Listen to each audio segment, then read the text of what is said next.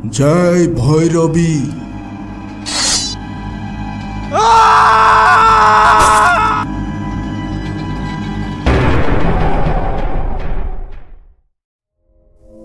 রবীন্দ্রমোহন college স্থাপিত হয় 1912 সালে। এখন পর্যন্ত আমাদের এলাকার সবথেকে শ্রেষ্ঠ কলেজ হিসেবে পরিচিত। ছোট থেকেই এই কলেজে পড়ার আকাঙ্ক্ষা তৈরি হয় আমার মনে। তথাকথিত সমাজের ভালো ছেলে মেয়েদের কলেজ হিসেবে পরিচিত এই বিদ্যাপীঠ ছোটবেলা থেকেই আমাকে আকর্ষণ করে আসছে। আমার বাসার আশেপাশে এমন কেউ নেই যে এই কলেজে পড়ার সুযোগ পেয়েছে। আমি খুবই ভাগ্যবান যে এই কলেজে লেখাপড়া করার সুযোগ পেয়েছি। তাই আমি সবসময় খেয়াল করি আমার আশেপাশের অনেকে আমার দিকে কেমন যেন একটা হিংসার চোখে তাকিয়ে থাকে, যা আমাকে সময় সময় খুব হতাশ এবং ভীত করে দেয়। সেদিন ছিল সোমবার। ক্লাস শেষ করে কলেজ গেটের সামনে দাঁড়িয়ে আছি। আমার কলেজটি একটি গ্রামের মাঝে তৈরি হয়েছিল।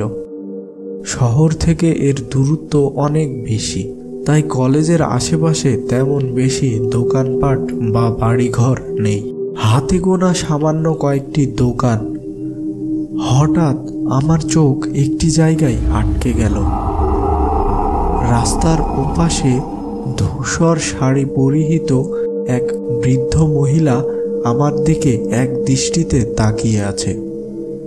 মহিলাটির দৃষ্টিটি যেন অন্যরকম, যা সাধারণত কারো চোখে দেখা যায় না। দেখে মনে হয় একটি মৃত চোখ। আমি ওই দিকে একভাবে তাকিয়েছিলাম। হঠাৎ একটি বাসের হর্নের শব্দে আমি যেন আবার বাস্তবে ফেরত আসলাম। বাসটি আমার সামনে এসে দাঁড়ালো। আমাদের কলেজের বাস। বাসের কারণে ওই মহিলাটিকে আর দেখা গেল না। আমি বাসে উঠে পড়লাম এবং ভিতরে যেয়ে দেখি নন্দিতা আমার জন্য সিট রেখেছে।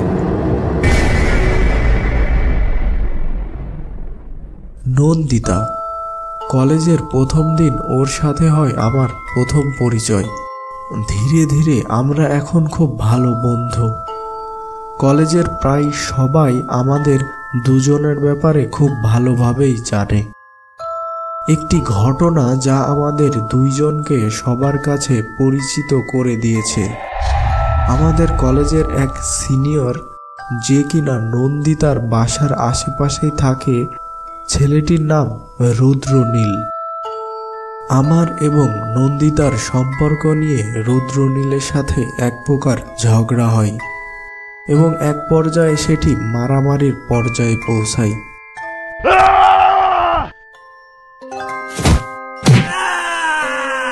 আমি রুদ্রনীলের একটি হাত ভেঙে দিই।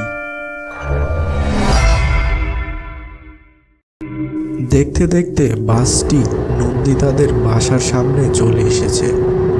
নন্দিতা আমাকে বিদায় জানিয়ে বাস থেকে নেমে গেল। এর পরের স্টপেজে আমি নামব।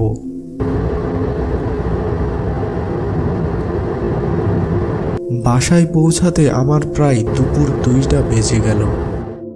ওই দিন বিকালবেলা রাস্তায় হাঁটতে হাঁটতে একটা জিনিস খেয়াল করলাম। একদল সন্ন্যাসী রাস্তার পাশে তাঁবু খাটিয়ে তাদের ডেরা তৈরি করেছে এবং এদের ভিতর থেকে একজনকে আমার খুব পরিচিত মনে হলো।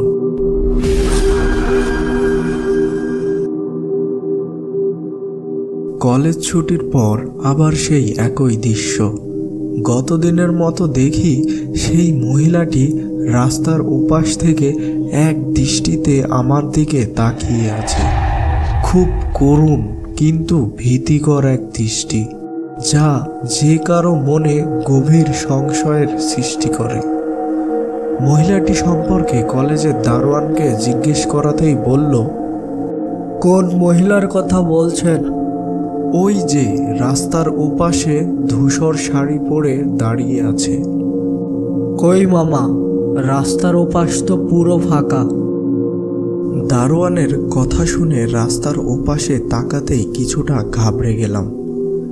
সত্যি তো, রাস্তার ওপাশ সম্পূর্ণ ফাঁকা, কোনো জনমানব নেই।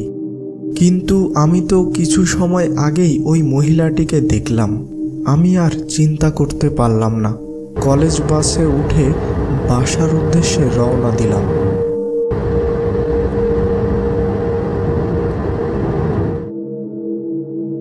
সন্ধ্যার সময় গায়ে হালকা জ্বর অনুভূত হলো।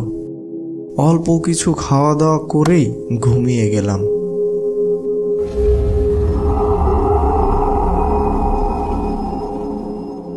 তোর দীক্ষা শেষ হতে চলেছে। এরপর থেকে তুই হবি কালো বিদ্যার অধিকারী। নে, শেষ কাজটা করে ফেল। উঠা খড়গ আর কেটে দে ওর মাথা। মা চামুন্ডাকে খুশি কর। জি বাবা, এখনই ওর ধর থেকে মাথাটা আলাদা করে দিতাছি। জয় চামুন্ডা। ধড়াস করে ঘুমটা ভেঙে গেল। উঠে দেখি ঘড়িতে রাত 3টা বাজে। সারা শরীর ঘামে ভিজে গেছে। সন্ধ্যা থেকে শরীরে যে জ্বর বইছিল তা বুঝি নেমে গেছে। এখন শরীরে আর জ্বর নেই। স্বপ্নের কথা ভেবে কিছুটা বিচলিত হয়ে গেলাম। আবার ঘড়ির দিকে তাকালাম, দেখি রাত 3:30। এত দ্রুত সময় পার হয়ে যাচ্ছে যে কিছুই টের পাচ্ছি না। সমস্ত চিন্তা ভাবনা বাদ দিয়ে আবার ঘুমিয়ে পড়লাম। সকালে ঘুম থেকে উঠে আবারও শরীরে জ্বর অনুভব করলাম। কলেজে আর আজকে যাওয়া হলো না। ফোনে দেখলাম নন্দিতার অনেকগুলো মিস কল। সারাদিন আর বাইরে গেলাম না। সন্ধ্যার সময় পাড়ার একটি ক্লাবে যাওয়ার জন্য বের হলাম। ক্লাবে যাওয়ার পথে একটি ফাঁকা রাস্তা পড়ে, যার আশেপাশে তেমন কোনো বাড়িঘর বা দোকানপাট নেই। রাস্তাটা রাতের বেলা সবসময় অন্ধকার থাকে। ওই রাস্তা দিয়ে হেঁটে যাওয়ার সময় হঠাৎ একটি আঘাত মাথার পিছনে অনুভব করলাম। বুঝতে পারলাম আস্তে আস্তে আমি জ্ঞান হারাচ্ছি।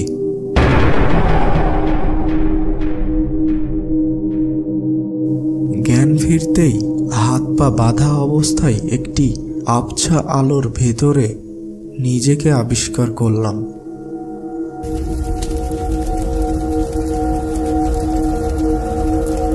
সামনে দেখি ধনী জ্বলছে এবং তার পাশে একটা সাধু গোছের লোক বসে আছে। হঠাৎ সাধুটির সামনের লোকটিকে দেখে আমি সম্পূর্ণ হতবাক হয়ে গেলাম। এ তো রুদ্রনীল। ওর চোখ খুলে গেল আর ওর চোখ গিয়ে পড়ল সাধুটির চোখের দিকে।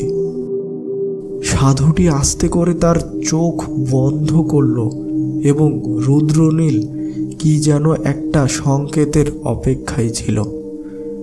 সে দ্রুত পদে আমার কাছে আসলো এবং তার হাতের খড়গটি উঁচিয়ে ধরল। জয় ভৈরবী বলেই খড়গটি আছড়ে পড়ল হাত পা বাঁধা মানুষটির গলার উপর। খড়গের এক কোপে গলা কেটে মাথাটি আলাদা হয়ে গেল শরীর থেকে। তার মুখে দেখা গেল একসাথে ক্রোধ এবং আত্মতৃপ্তির এক ক্রূর হাসি।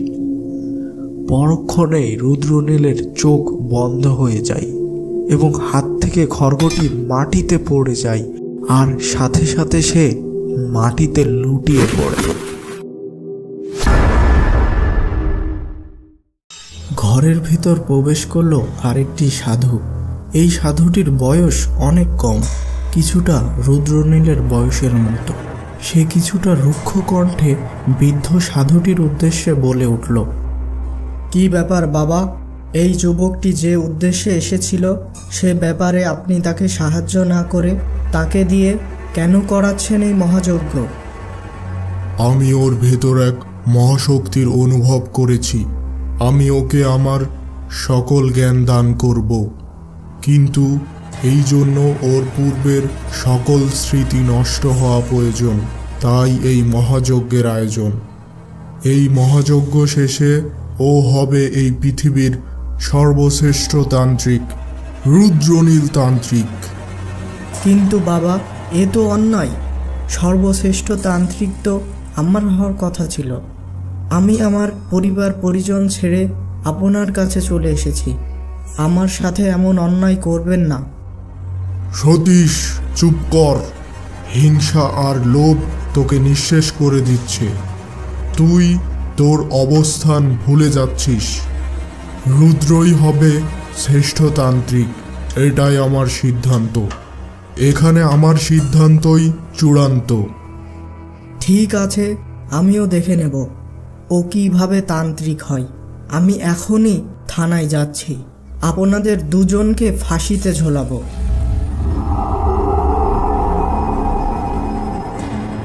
ওং চামুণ্ডাই তপনি স্বাহা মাতাহমুনায়া বেতায়া নমঃ।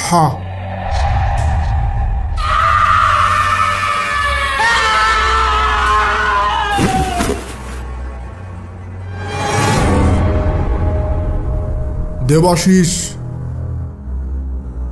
বেয়াদবটার লাশটা শ্মশানের দক্ষিণ কোণে পুঁতে ফেলো এবং অজ্ঞান যুবকটিকে আমার শয়নকক্ষে রেখে আসো। কালকে ঘোর অমাবস্যা, কালকেই ওকে দিয়ে করাবো সব যজ্ঞ। পরের দিন একটি খবর বেশ হইচই সৃষ্টি করল। একই দিনে রবীন্দ্রমোহন কলেজের 2 শিক্ষার্থী গায়েব। তাদের ব্যাপারে কেউ কিছু বলতে পারল না। ঘড়িতে সময় রাত 8টা। সাধুর এই ডেরাটিতে আজকে সকলেই কেমন যেন ব্যস্ত। কি যেন একটি ভয়ানক যজ্ঞ হতে চলেছে। সকলের চোখে মুখে ভয়ের ছাপ সুস্পষ্ট। শ্মশানের পাশের ছোট একটি জঙ্গলের ভিতর সাধুটির ডেরাটি অবস্থিত। শ্মশান এলাকা বলে লোকজনের চলাচল নেই বললেই চলে। তাই এই ডেরাটিতে নানা প্রকার ভয়ানক সব যজ্ঞ হয়ে থাকে। এই ডেরাটির প্রধান হল তান্ত্রিক বলাই চন্দ্রী। এখানে দেখানো এই বৃদ্ধ সাধুটি হচ্ছে তান্ত্রিক বলাই চন্দ্রী। এই বলাই নামের শেষে চন্দ্রী নামের একটি ইতিহাস আছে। তান্ত্রিক বলাই সে হিমালয়ের চূড়ায় দীর্ঘ 36 বছর ধরে মহাচন্দ্রের সাধনা করে। মহাচন্দ্রের আশীর্বাদ প্রাপ্ত হওয়ার পর তার নামের শেষে যোগ হয় চন্দ্রী এবং সেই থেকেই তান্ত্রিক বলাই এর নাম হয় তান্ত্রিক বলাই চন্দ্রী। মহাচন্দ্রের আশীর্বাদে সে যে কারো রূপ ধারণ করতে পারে। কিন্তু হিমালয় থেকে ফেরত আসার পর তন্ত্র সাধনার প্রতি আকৃষ্ট হয়ে মহাতান্ত্রিকের আরাধনা শুরু করে বলাই চন্দ্রী। সে হতে চেয়েছিল দুনিয়ার সর্বশ্রেষ্ঠ তান্ত্রিক, কিন্তু দীর্ঘ 28 বছর সাধনা করার পর সে মহাতন্ত্রের দেবী ডামরের কাছ থেকে জানতে পারে যে সে তার এই বয়সে সে কখনোই মহাতান্ত্রিক হতে পারবে না। সে যদি তার যুবক বয়সে দেবীর আরাধনা করত তবে সে মহাতান্ত্রিক হতে পারত। সেই থেকে বলাই চন্দ্রী তার মনে মনে প্রতিজ্ঞা করে যে সে তার কোনো এক শিষ্যকে দিয়ে তার মনের ইচ্ছা পূরণ করবে। মহাতান্ত্রিকের দীক্ষা দেওয়ার জন্য সে খোঁজ শুরু করে এক শিষ্যের, যার বর্ণনা দেবী মহাডামর তাকে দিয়েছিল। দীর্ঘ 7 বছর এক বৃদ্ধা নারীর বেশে অনেক ঘোরাঘুরি করার পর রবীন্দ্রমোহন কলেজের সামনে দেখা পাই দেবীর বর্ণনা মতো এক যুবকের। আর সেই যুবকটি হলো রুদ্রনীল। সে রুদ্রনীলকে অনুসরণ করা শুরু করে এবং সে জানতে পারে তার কলেজে এক যুবকের সাথে তার দ্বন্দ্বের কথা। সেই দ্বন্দ্বকেই কাজে লাগিয়ে তান্ত্রিক বলাই চন্দ্রী রুদ্রনীলকে তার হাতে নিয়ে আসে। বলাই তন্ত্রী তাকে সাহায্যের আশ্বাস দেখিয়ে মনে মনে পরিকল্পনা করতে থাকে এক ভয়ানক মহাযজ্ঞের, যা রুদ্রনীলের জীবনকে পুরোপুরি বদলে দিতে যাচ্ছিল।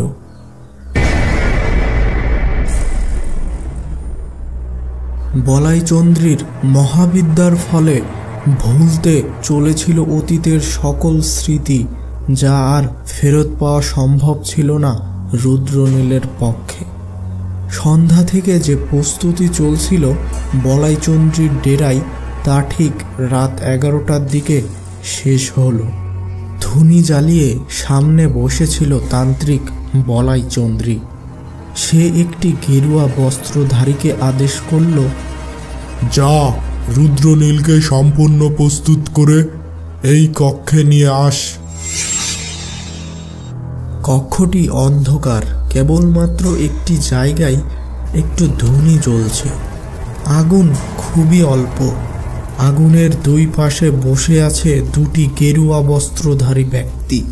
একটি হলো স্বয়ং তান্ত্রিক বলাইচন্দ্রী এবং অন্যটি হলো রুদ্রনীল। বলাইচন্দ্রী বলল, বৎস, তুই খুব ভাগ্যবান যে তোর আজকে মহাতান্ত্রিক হওয়ার পথে দ্বিতীয় বড় ধাপটি সম্পূর্ণ করতে যাচ্ছিস। আজকে তুই সম্পূর্ণ করবি মহাসবযজ্ঞ। মহাডামরের আশীর্বাদ প্রাপ্ত হতেই হবে আজকে তোকে। কিন্তু বাবা, আমি তো সব যজ্ঞের কিছুই জানি না। প্রথমে সবের বুকের উপর বসবি এবং একযোগে মহাডামরের মন্ত্র উচ্চারণ করবি এবং তাকে স্মরণ করবি। পাশে কিছু চাল ভাজা এবং শ্মশানের ছাই রেখে দিবি। মাঝে মধ্যে দেখবি সবটি জেগে উঠেছে, তখনই ওর মুখে এক মুঠো চাল আর কিছু ছাই পুরে দিবি। দেখবি সবটি আবার আগের মতো হয়ে গেছে। আর হ্যাঁ, বিভিন্ন প্রকার ডাক শুনবি তোর পিছন থেকে, কিন্তু ভুল করেও যেন পিছন দিকে তাকাবি না। তাকালেই সব শেষ। কিন্তু বাবা, আমি মহাডামরকে চিনব কিভাবে? সে মূর্তি বড়ই ভয়ঙ্কর। তোর সামনে আসলেই চিনে যাবি। যা যা, সময় হয়ে আসছে, আসনে যেয়ে বস।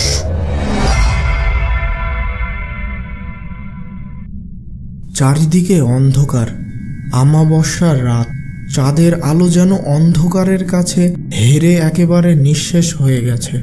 মাঝে মাঝে কিছু শেয়াল ও কুকুরের ডাক ভেসে আসে দূর দূরান্ত থেকে।